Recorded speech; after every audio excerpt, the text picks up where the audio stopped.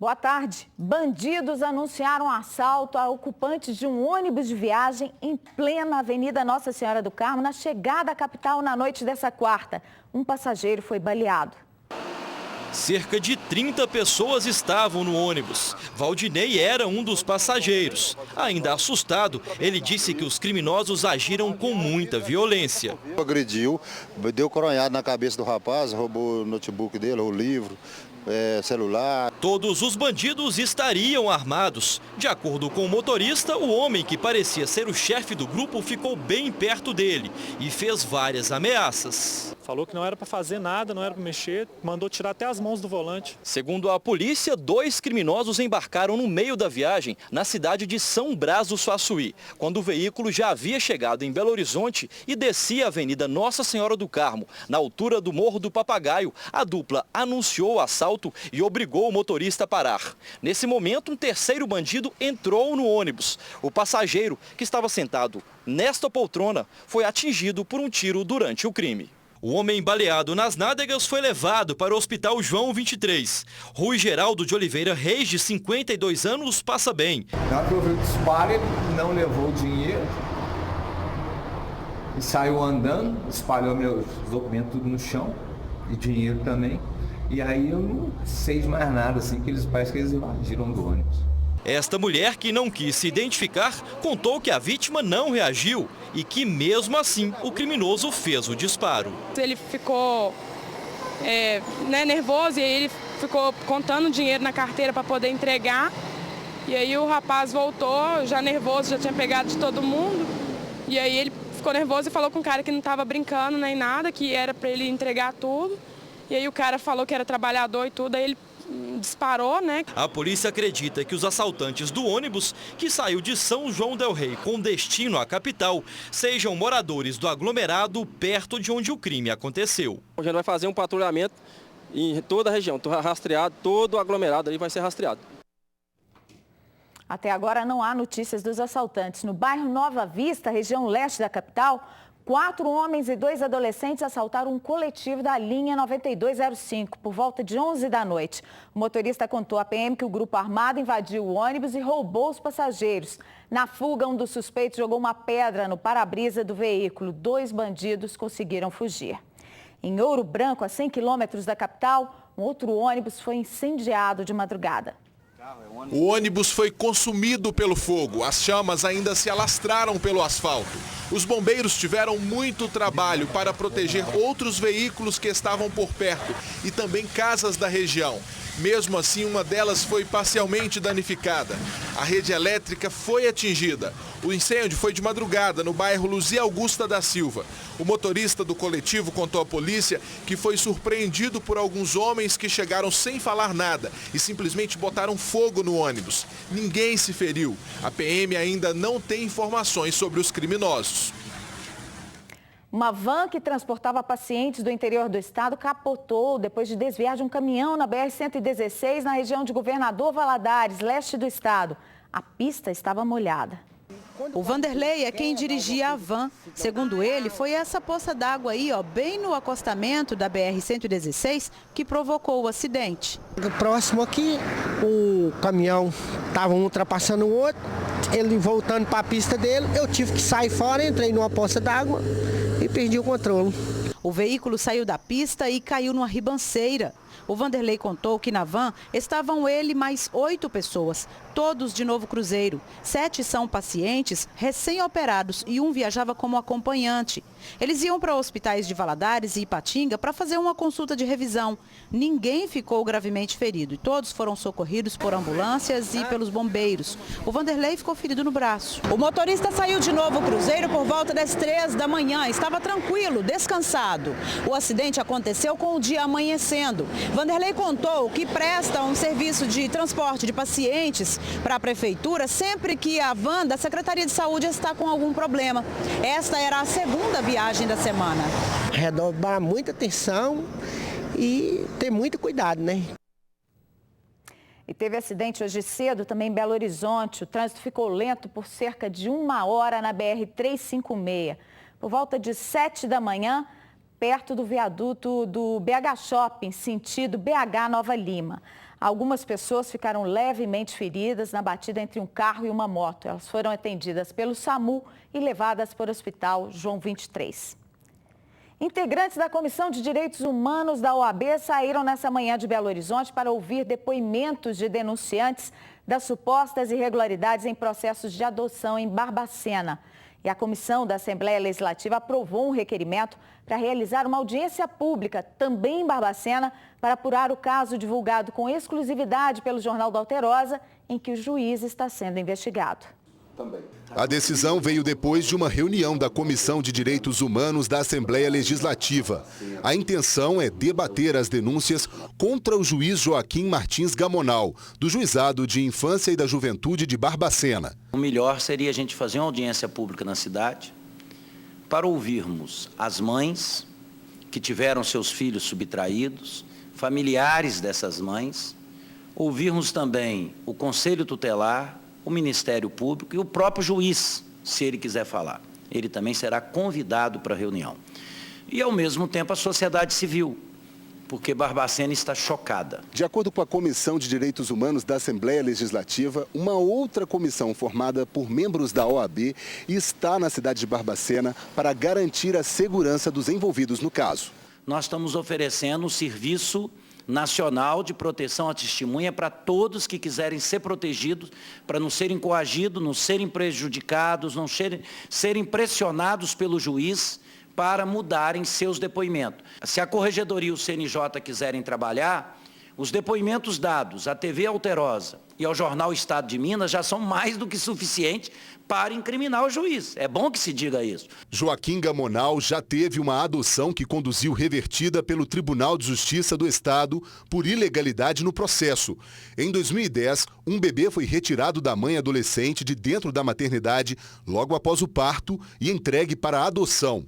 Por decisão dos desembargadores, a criança foi devolvida à mãe biológica. No final do processo, devolvi a criança para a mãe definitivamente, porque senti naqueles 2 anos aproximadamente do processo, que ao invés daquele primeiro momento que ela realmente estava entregando o filho mediante algumas recompensas financeiras, ela mudou de posição. Mas outra adolescente teve o filho retirado na maternidade por ordem de Joaquim Gamonal. Na hora que ele nasceu, os médicos pegaram, fizeram tudo, limpou. Só vi o rosto dele na hora que ele estava limpando. Depois disso eu não vi mais, não podia nem pegar. Outros pais e parentes que perderam crianças para adoção denunciam a forma como o juiz conduziu os processos. Falou na minha cara que ia tirar todos os filhos de garota de programa de Barbacena. Ele falou para mim que ia tirar todos. Consta no processo uma coisa que escrita, que não se tem provas reais contra mim, que não foi apurado nada que confirmasse as denúncias. Moradores do bairro Caracóis de Baixo, em Esmeraldas, na Grande BH, estão ilhados. A ponte, que é a única saída, desabou nesta quarta-feira. Eles alegam que avisaram a prefeitura por várias vezes sobre os problemas da estrutura velha. As crianças estão sem ir à escola. Meus meninos sem escola, não podem estudar, não tem condição. É que é uma moradia muito difícil, ninguém não ajuda com nada. De acordo com os moradores, o problema é antigo. Eles já tinham entrado em contato com a prefeitura e com a Copasa várias vezes quando isso aqui ainda era um buraco pequeno. Agora que o asfalto cedeu e sobrou só esse pedaço aqui para passagem, eles estão sem transporte para entrar ou sair do bairro. Se vocês quiserem passar, vocês têm que passar lá para 040, sair lá no Palmital para sair aí. Aí pega e sai de chão, né? Porque conforme o carro atola e garra. Não precisa trabalhar aqui, não pode trabalhar. O tanto de carro ali para trás, para cá não pode passar. Porque tá abrindo a situação, não arrumou porque não quis arrumar. Com a chuva dos últimos dias, a parte de cima do bairro está sem luz. E como a bomba de água não funciona, eles também estão sem abastecimento. Tem que resolver imediatamente, que nós já estamos cansados de sofrer todo mundo aqui sem água. Cansados do esquecimento, os moradores querem uma passagem nova. Porque já passou dos limites. A lotação não passa, né? Passa a lotação aqui para baixo e para cima aqui. Não tem jeito de passar. Que nós não somos cachorro, nós não somos animal, e se nós temos aqui, nós fazemos merecer, porque cadê a verba nossa? Cadê o dinheiro nosso? A Prefeitura de Esmeraldas informou que funcionários da Secretaria de Obras vão trabalhar no local. Disse ainda que parte da passagem canalizada desabou por causa de uma erosão provocada depois de um vazamento de um cano da Copasa. Um raio quebrou a portaria de vidro de um prédio no Alto Barroca, em Belo Horizonte, na noite dessa quarta. Veja aí a imagem. O circuito interno registrou o momento em que a descarga elétrica trinca o vidro todo da porta de entrada, quando duas mulheres visitantes do prédio, estavam visitando uma moradora, tentaram abrir a porta para sair. Olha aí, o vidro se esfacelou no chão. Prejuízo de quase R$2.000 para os moradores do prédio. Quer mandar para a gente seu vídeo? Mande aí para o Jornal da Alterosa pelo WhatsApp 8814-1360. Se quiser falar conosco, ligue 3237-6085. E a chuva da noite passada na região metropolitana provocou cancelamentos de voos no aeroporto de Confins. O saguão ficou alagado por causa de goteiras que caíram dos lustres do teto. Parte do hall foi interditado. O terminal operou por instrumentos durante 1 hora e 15 minutos, entre 8h10 e 9h25 da noite. Pelo menos 16 voos foram cancelados e outros atrasaram nessa quarta. De acordo com a concessionária BH Airport, outros 4 voos foram desviados para aeroportos de outras cidades por falta de condições de aterrissagem em Confins. Sobre as infiltrações no terminal, a empresa informou que espera um posicionamento do governo federal para poder dar continuidade às obras paralisadas pela Infraero.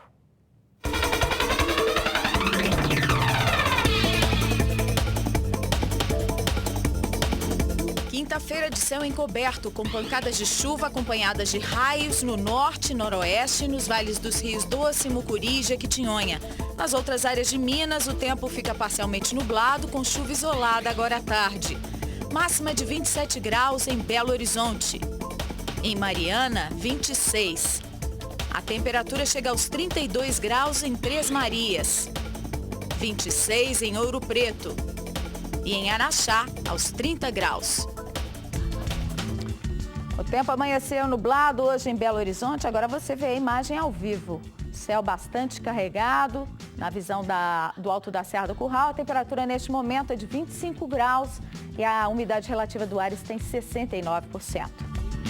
Bandidos invadiram uma loja de cosméticos no centro de Nova Era, no leste do estado. 2 conseguiram fugir com muitos produtos. Eles foram flagrados pelas câmeras de segurança.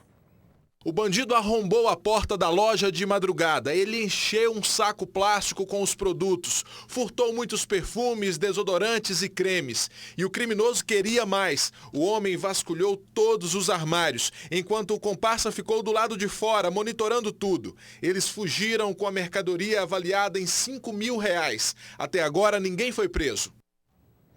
Agora veja o drama de um outro comerciante que já está pensando em desistir do ramo. O supermercado dele, em Nova Serrana, no centro-oeste do estado, já foi assaltado 6 vezes. Em um dos últimos casos, os bandidos foram flagrados pelo circuito interno.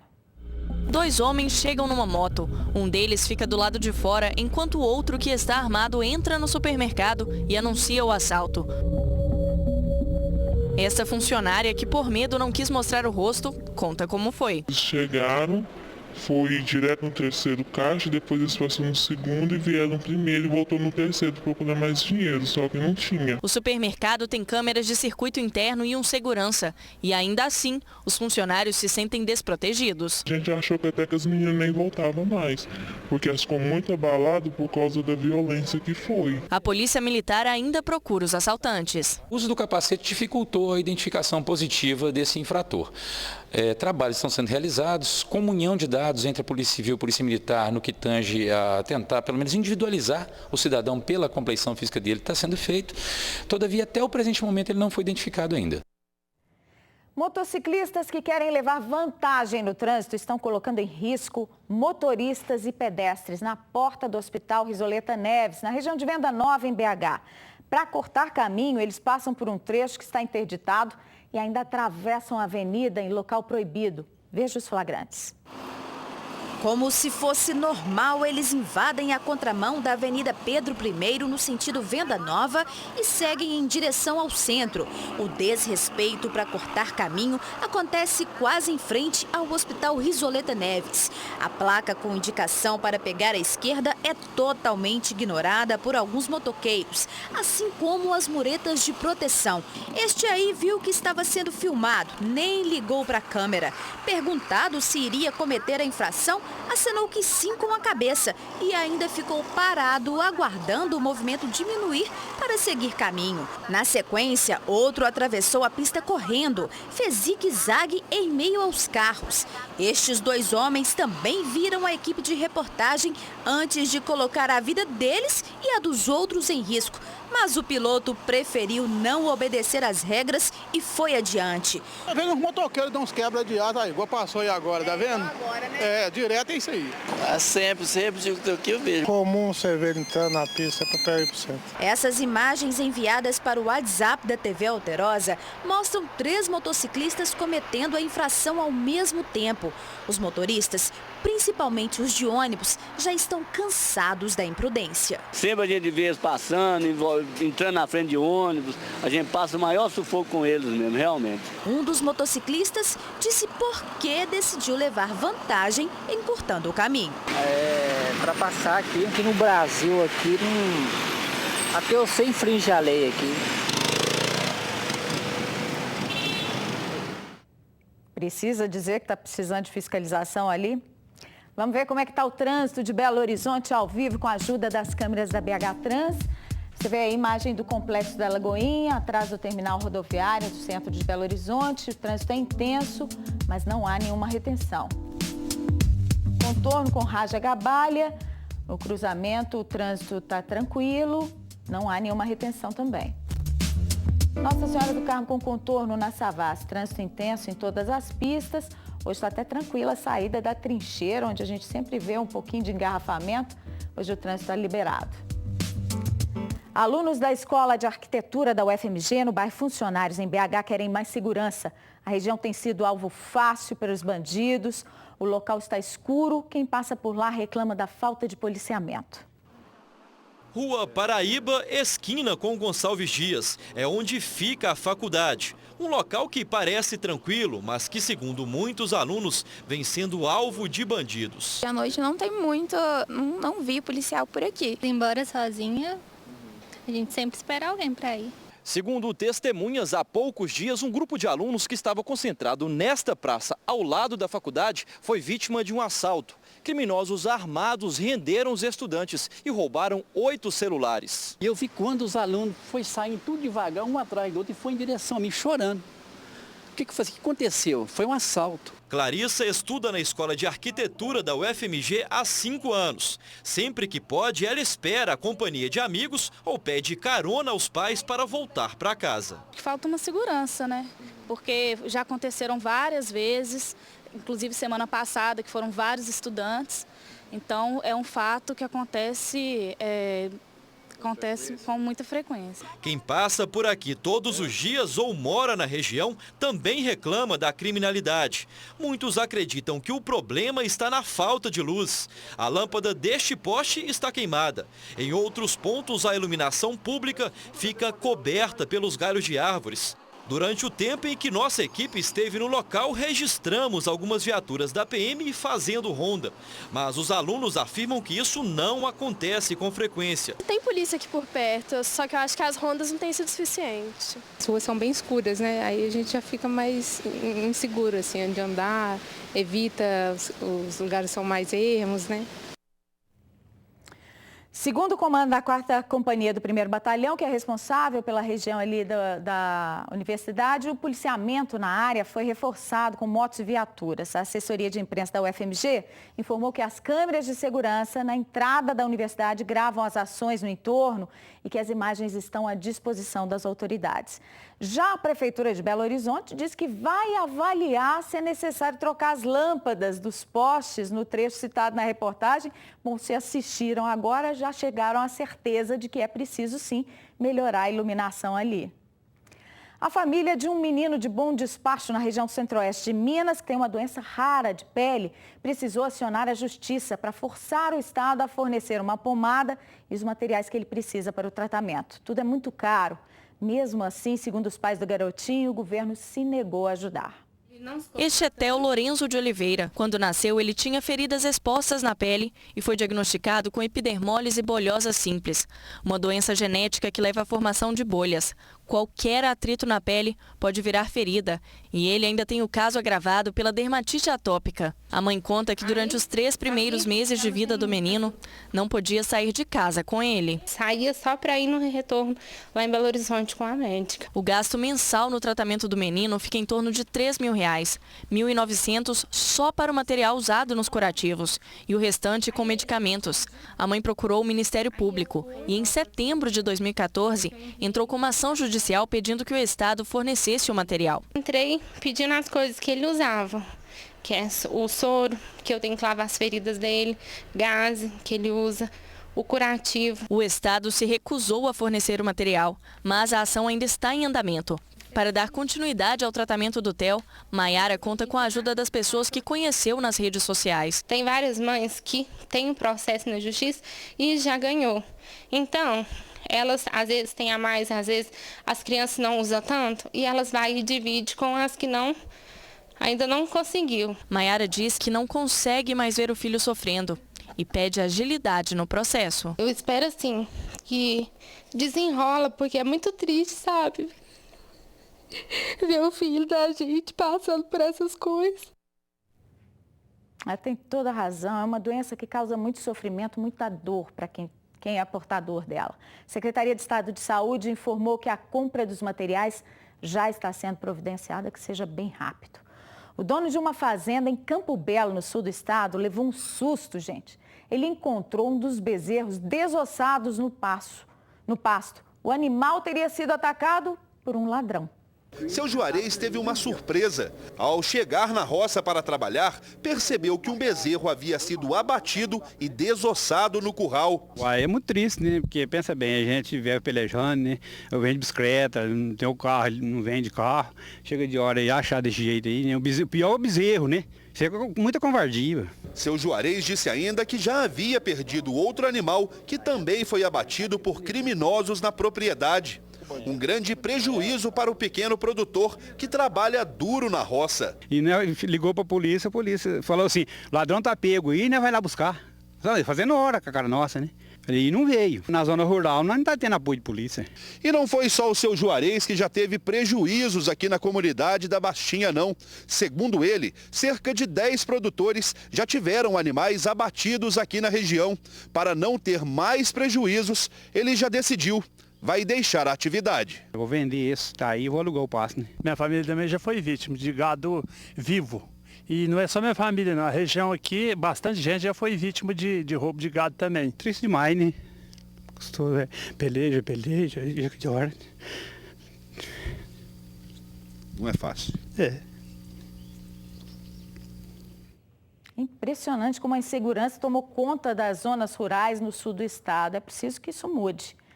Uma mulher foi encontrada morta dentro de casa no bairro Novo Glória, em BH. O marido da vítima disse que chegou hoje cedo e encontrou a mulher já sem vida. Segundo a PM, ela era garota de programa. Daniele dos Santos Barbosa, de 23 anos, foi encontrada com marcas de estrangulamento. Segundo os parentes, ela trabalhava como garota de programa havia pouco tempo e morava com o companheiro Bruno Marques Barbosa da Cruz e os 3 filhos nesta casa. O crime aconteceu no quarto do casal. De acordo com a polícia, o companheiro da vítima contou que saiu de casa por volta das 6 horas da manhã para levar os filhos à escola e quando retornou já encontrou a mulher morta em cima da cama. Ele disse que a porta do barracão foi arrombada, mas a PM informou que não há qualquer indício de que alguém tenha tentado entrar à força no imóvel. A polícia foi chamada por Bruno. Quando os militares chegaram ao local, acionaram o SAMU. O que foi apurado a princípio pela médica do SAMU que constatou o óbito, que o tempo de morte da vítima seria maior do que o tempo do que ele está alegando. A única contradição é essa. E em contato agora com o pessoal da perícia, vai ter que aguardar o laudo pericial, porque vai ter que fazer alguns exames para constatar o motivo, motivo do óbito. A mãe do rapaz disse que o casal estava em crise e que na noite dessa quarta-feira o filho até tentou se matar. Tomando veneno de rato e cortando o punho. Eu fui e liguei para a Daniele falou assim, Nívia, eu já estou indo embora. Falei assim, me dá notícia. Quando foi mais tarde, ela mandou, Nívia, ele já está calmo, ele só deu uma crise de choro, mas ele já está calmo, ele já vai jantar para ele dormir. Bruno Marques Barbosa da Cruz foi encaminhado para a delegacia e não quis gravar entrevista. Mano, conta pra gente o que aconteceu. Eu só falo o seguinte, se foi meu filho, ele vai ter que assumir o que ele fez e pagar pelo que ele fez. A homenagem do governo do estado ao líder do MST, que recebeu a medalha da Inconfidência no feriado de Tiradentes em Ouro Preto, causa revolta em Minas. Deputados pedem que a honraria seja retirada de João Pedro Stedley. Agraciados de anos anteriores protestam devolvendo a comenda. Um deles é o juiz aposentado Mozar Hamilton Bueno, de 75 anos, que teve a declaração compartilhada pelas redes sociais. Ele enviou por Sedex nessa quarta ao governador Fernando Pimentel um pacote com a medalha, passadeira e diploma recebidos em 1982 das mãos do então governador Francelino Pereira. Na época, ele era diretor do Colégio Tiradentes da PM em Barbacena. No texto da carta a Pimentel, o juiz diz: não me julgo superior a esse senhor Stedley, mas minha modesta biografia, a minha devoção ao meu estado natal, recomendam-me não aceitar esse nivelamento, razão pela qual e por imperativo da minha formação cívica renuncio ao galardão. O deputado João Leite, do PSDB, disse que também vai devolver a medalha que ganhou em 1997 do governador Eduardo Azeredo. O seu Stedley, ele é um líder permanente de quebra do que está no artigo 5º da Constituição. Além da invasão de terras, ele destrói pesquisas, destrói laboratórios. O líder do governo, Durval Ângelo, do PT, afirmou que os homenageados são escolhidos por um conselho com representantes do Executivo, Legislativo e da sociedade civil e criticou a tentativa de retirar a homenagem de Stedley. Esse negócio de caçar, isso é muito de gente que tem talvez resquício ou saudade da ditadura, né? Não devemos pensar em caçar. E eu digo mais, chamar o João Pedro de bandido. Deixa eu te dizer, ele não tem nenhum processo contra ele, nenhuma condenação de primeira e segunda instância. O consultor em comunicação, Nestor Santana, de 71 anos, que já foi secretário do Conselho da Medalha da Inconfidência, disse que também vai devolver a homenagem assim que voltar a Belo Horizonte. Ele está de viagem no Rio de Janeiro. Fique agora com TV Verdade. Tem outras notícias logo mais à noite nos nossos noticiários em todo o estado. Eu volto amanhã depois do Alterosa Esporte. Tchau!